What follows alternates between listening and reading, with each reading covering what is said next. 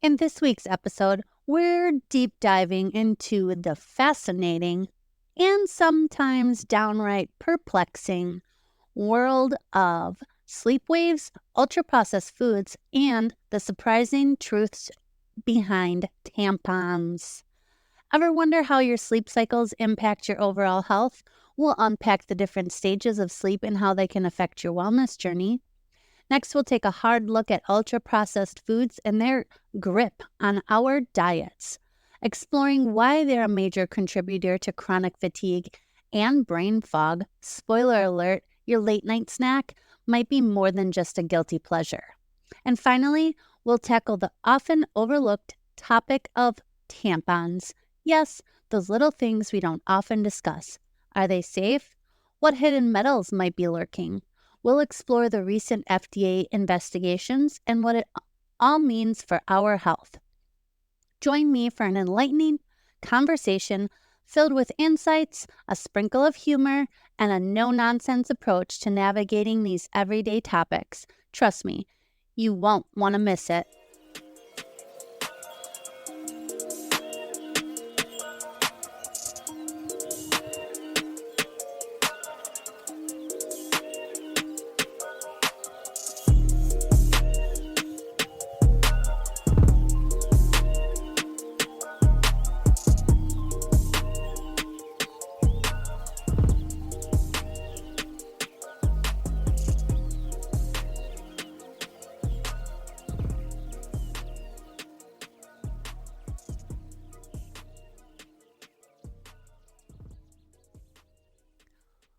Welcome to the Holistic Hive. I'm Tina Sorensen, and each week I dig into the latest wellness buzz from the news and share my unfiltered thoughts and opinions. Join me every Tuesday for a dose of snarky humor, the latest in wellness trends, my current obsessions, and, of course, a recipe or wellness tip to inspire your journey. This episode of the Holistic Hive is brought to you by The Wellness Blondie. So, if you're passionate about natural remedies, holistic wellness, and delicious whole food recipes, head on over to thewellnessblondie.com for more inspiring content to nurture your mind, body, and soul. If you haven't heard, my brand new mocktail mixology book has just been released on Amazon. This book is packed with creative, flavorful mocktail recipes that are perfect for any occasion. From refreshing summer sips to cozy, warming blends, there is something for every mood and celebration. Explore the art of mocktail making and elevate your drink game, all while embracing the fun and flavors of non-alcoholic beverages. Also, don't forget to check out my cookbook, Nourish and Thrive, your ultimate guide to embracing a vibrant whole foods lifestyle. Packed with over 100 delicious recipes, this cookbook is designed to help you savor every bite while fueling your body with nutrient-rich, wholesome ingredients. Whether you're a seasoned chef or just starting your culinary journey, you'll find a variety of dishes that are both satisfying and simple to prepare. The 28-day meal plan is carefully curated to provide balanced nutrition and flavor, making healthy eating effortless and enjoyable. Alongside the recipes, you will discover valuable tips and tricks to seamlessly transition to a whole foods diet. Support your wellness journey and build sustainable, nourishing habits. Nourish and Thrive empowers you to thrive from the inside out, one meal at a time. Both books are available now on Amazon. Just type Mocktail Mixology or Nourish and Thrive, or both, into the search bar. You can also click the links in the show notes. Let's start nourishing your body and thriving today. Before I dive into the episode, I have one more announcement. I recently created a Facebook group called The Wellness Hive, dedicated to living a low-toxin lifestyle and embracing holistic wellness. This friendly community focuses on exploring practical ways to reduce exposure to toxins in our everyday lives without fear or perfectionism. Whether you're curious about making cleaner choices in beauty, household products, or food, or just looking to live a bit more mindfully, this is the perfect place for you. In the Wellness Hive, we cover a variety of topics, including low-toxin alternatives for household and beauty products, clean eating and whole food recipes, natural remedies, stress reduction tips, and practical mindfulness practices. Say that 3 times over. We also emphasize eco-friendly living without overwhelm and share empowering sobriety and self-compassion stories. If you're looking for a community of like-minded, low-toxin babes who value knowledgeable information over extreme practices or fear-mongering, this is the group to join. Together, we can nurture our mind, body, and soul while making informed choices for ourselves and our families. The link to join is in the show notes. All right, let's kick things off with my current obsession. I've been absolutely loving my sauna blanket lately. I discovered it last year and it quickly became a staple in my routine. With my recent diagnosis of SIRS, I've been cranking it up more and more to help my body sweat without that dreaded cardio workout. Honestly, right now, trying to do cardio is like asking me to run a marathon on a pogo stick. It drains me faster than a kid in a candy store and leaves me with major joint pain. So it's all about the sauna blanket for detoxing at the moment. Now here's the scoop.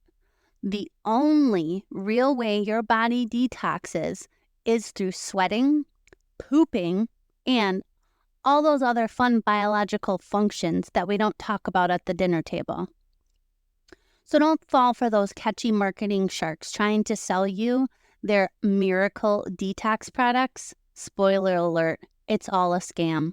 Your body knows how to detox just fine without the overpriced magic potions. Just sweat it out and let your body do its thing.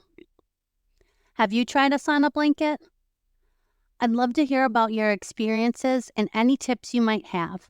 Tag me on social so I can check out your responses. Now let's move on to our news segment for today. I came across a really interesting article about a headband that helps you sleep.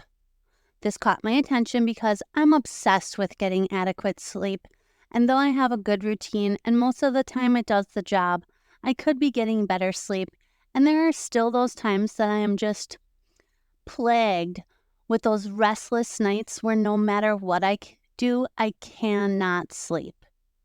Kind of like the other night when I was up till 4 a.m. because nothing would work to get my mind and body to go into rest and restore mode at an appropriate time. Startup helps people fall asleep by aligning audio signals with brainwaves. Let's start with a quote from the article.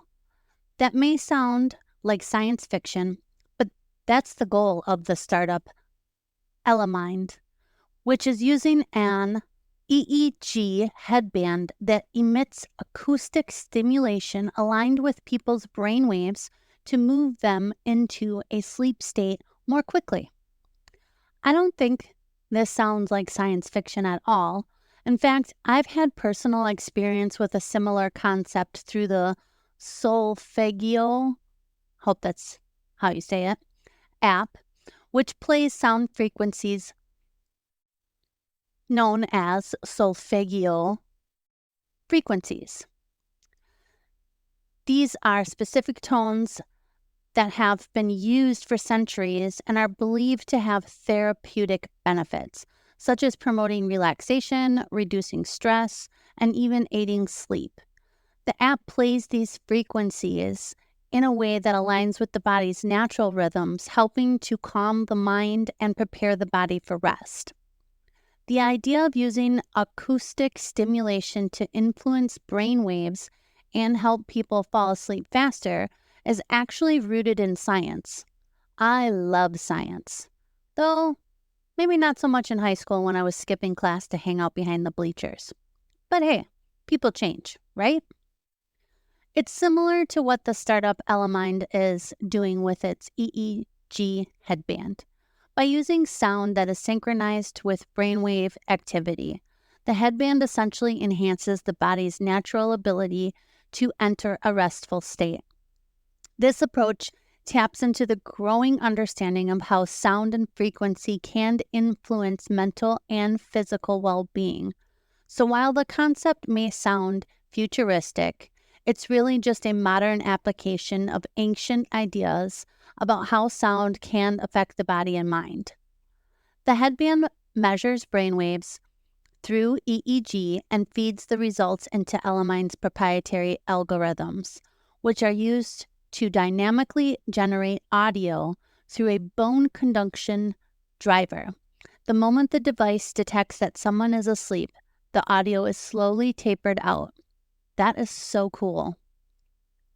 Elemind's focus on sleep is fascinating, but what really catches my attention is their broader vision for the future. The company plans to expand into areas like medical interventions, memory enhancement, and focus augmentation, which shows just how versatile this technology could become as the science develops.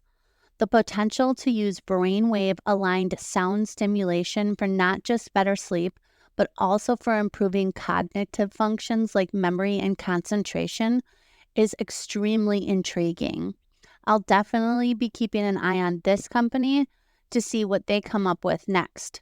It's exciting to think about how their innovations could impact not only our ability to rest, but also how we perform mentally in various aspects of our lives. Now let's transition to our second topic, ultra-processed foods. I've gathered insights from 3 different articles, and I'm excited to share the highlights with you, along with my thoughts on what it all means for our health. Get ready for some eye-opening revelations that might just change the way you look at your pantry. Ultra-processed foods are linked to health problems. Eating more ultra-processed foods is linked to a higher risk of dying from any cause, as well as 32 other health conditions, including heart disease, mental health disorders, and type 2 diabetes. The Yale article highlights ultra-processed foods are industrial formulations, chemicals, refined oils, fats, starches, and proteins, which make them last longer and are highly palatable or pleasant tasting. UPFs make up 67% of calories consumed by children and teenagers in the U.S. Do people even know what processed foods are? Let's break this down. Group 1, unprocessed or minimally processed foods. These are natural foods either from plants or animals that have undergone little or no alteration, like fresh fruits, vegetables, eggs, beans, nuts, meat. Minimal processing may include cleaning, freezing, or pasteurization, but no added oils, sugars, or salts. Processed culinary ingredients would be the next one, and these foods extracted from natural sources and used to season or cook meals such as oils, sugar, honey, maple syrup, and butter. While processed, they're not inherently unhealthy when used in moderation. Processed foods, these are the foods from group 1 that are altered with added salt, sugar, or oil to preserve or enhance the flavor. They typically contain only a few ingredients, like cheese, bacon, canned vegetables, or bread. Now, ultra-processed foods. These are heavily altered foods made with additives, flavor enhancers, and artificial substances. They often contain 5 or more ingredients and include items like sugary cereals, soft drinks, packaged snacks, and ready-to-eat meals like frozen pizzas and chicken nuggets. A diet packed with ultra-processed foods comes loaded with a cocktail of additives, contaminants, and just for fun, chemicals leaching in from the packaging, such as Phthalates, microplastics, BPA, you name it. We're basically marinating in toxic junk every time we eat, breathe, or touch, well, anything. So cutting back on these processed nightmares, cleaning up the hidden toxins at home, and dodging exposure where you can might give your body a fighting chance. Yes, we've adapted a lot, but with big food hurling toxins our way from every angle, can we keep up? Are we resilient enough to hold out? Or are the food conglomerates lining us up for an early exit? Ultra-processed foods are the main source of calories in the U.S. According to a study published in the BMJ, ultra-processed foods are the main source of calories eaten in the U.S. and contribute almost 90% of the energy we get from added sugars. 90%. That's downright asinine. No wonder so many people are dragging themselves around, cranky as hell, and shuffling about like zombies from a low-budget horror flick. It's like we've collectively decided to fuel ourselves with pure nonsense and expect to function normally. Thanks a lot, Big Food, for turning us all into walking, talking sugar zombies. Here are the details from this article. A recent study published in the journal Cell Metabolism compared the effects of an ultra-processed diet to the effects of an unprocessed diet on calorie intake and weight gain. This study involved 20 healthy overweight adults staying at a medical facility. The meals were matched across the diets for total calories, fat, carbohydrate, protein, fiber, sugars, and sodium. The big difference was the source of calories. In the ultra-processed diet phase, 83.5% of calories came from ultra-processed foods. In the unprocessed diet phase, 83.3% of calories came from unprocessed foods. The researchers found that study subjects consumed about 500 more calories per day on the ultra-processed diet versus the unprocessed diet. This study was small, with only 20 people, but it was a real study that follows the guidelines for an informative study. So in just 2 weeks, folks, on the ultra-processed diet, people that wolfed down about 500 more calories per day. Quick math tells us that's a whopping 182,500 extra calories in a year, roughly 50 pounds of fat. If we go by the old 3,500 calories equals 1 pound rule. Now, I may not be a math whiz, but I don't think we need exact calculations to see that piling on extra pounds isn't going to do anyone any favors. Excess fat can fuel chronic inflammation, mess with your hormones, and strain your heart. But sure, keep listening to the food companies telling us indulge. At this rate, we're not just indulging, we're signing up for a full-time membership to the Zombie Club. Ultra-processed foods entered our diet too quickly. The pace at which ultra-processed foods have entered our diet outpaces the time necessary for our digestive systems and genes to adapt to them. From the article, we certainly have changed the landscape of the world due to agriculture, which has allowed us to procreate and feed ourselves. And certainly, industrialization has increased the availability of accessible, cheap food. We need high-quality protein for organ and muscle function, high-quality unsaturated and monosaturated fats for brain function and cellular functions, and high-quality complex carbohydrates for energy and gut health, as well as micronutrients for many cellular functions. It may be another 200,000 years before our genes catch up to ultra-processed foods and the simple carbohydrates and sugars contained in these products. Evidence suggests that ultra-processed foods cause inflammation in organs like the liver, adipose tissue, the heart, and even the brain. In the brain, this inflammation may be what's causing us to defend a higher body weight set point in this environment of easily obtained, highly palatable ultra-processed foods. Honestly, I have nothing more to add here. This pretty much says it all. For our final topic, I came across an article discussing metals in tampons. Now, before you start panicking, hear me out, because we're going to dive into what this really means for your health and separate fact from fiction. So stick around for some important insights that might just put your mind at ease. Are tampons safe? An article from today.com highlights how the FDA is investigating metals found in tampons. So my first thoughts, just from the title alone, are the metals found in tampons actually dangerous, or are we talking about microscopic traces from natural sources like soil? Because here's the thing, trace metals are naturally present in soil and in tiny amounts are harmless.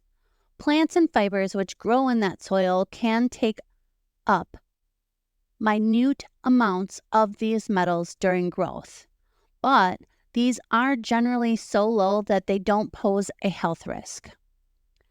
The real concern is when metals are present in higher than natural amounts due to contamination in manufacturing or from additives that sneak in. So if these metals in tampons are just from soil, they're likely nothing to worry about. But if they're introduced elsewhere in the process, then it's a different story. And I'd say the FDA has every reason to dig deeper. The recent research out of the UC Berkeley found that many tampons on the market, including organic, may contain toxic metals, such as lead and arsenic. The researchers looked at tampons sold both in the United States and Europe.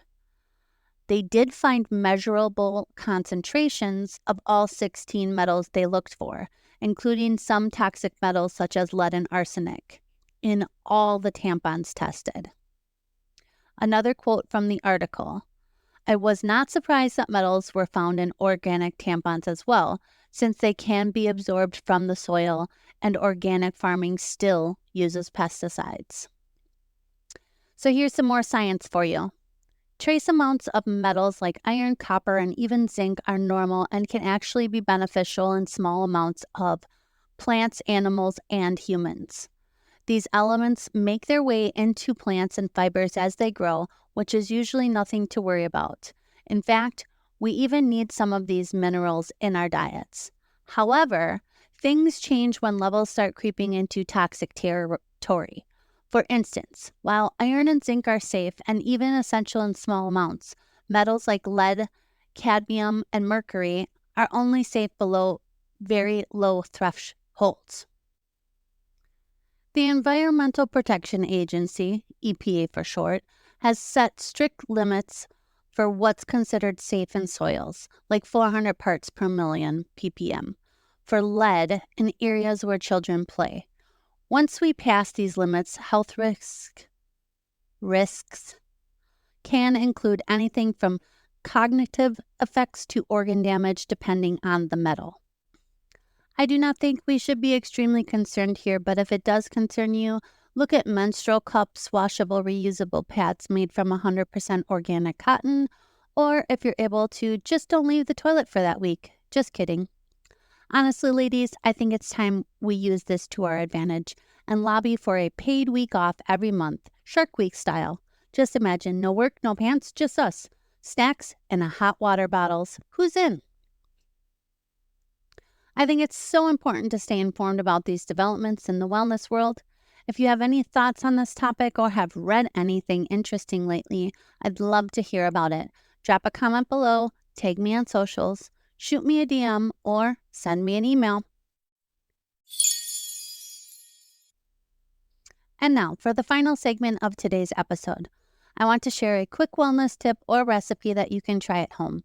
And if you'd like to be featured on the podcast, send me your favorite recipes or wellness tips, and you might hear them on an upcoming episode.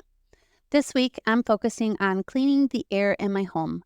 I was recently diagnosed with CIRS, chronic inflammatory response syndrome, aka my body is basically on constant alert thanks to long-term mold exposure that messed with my cells.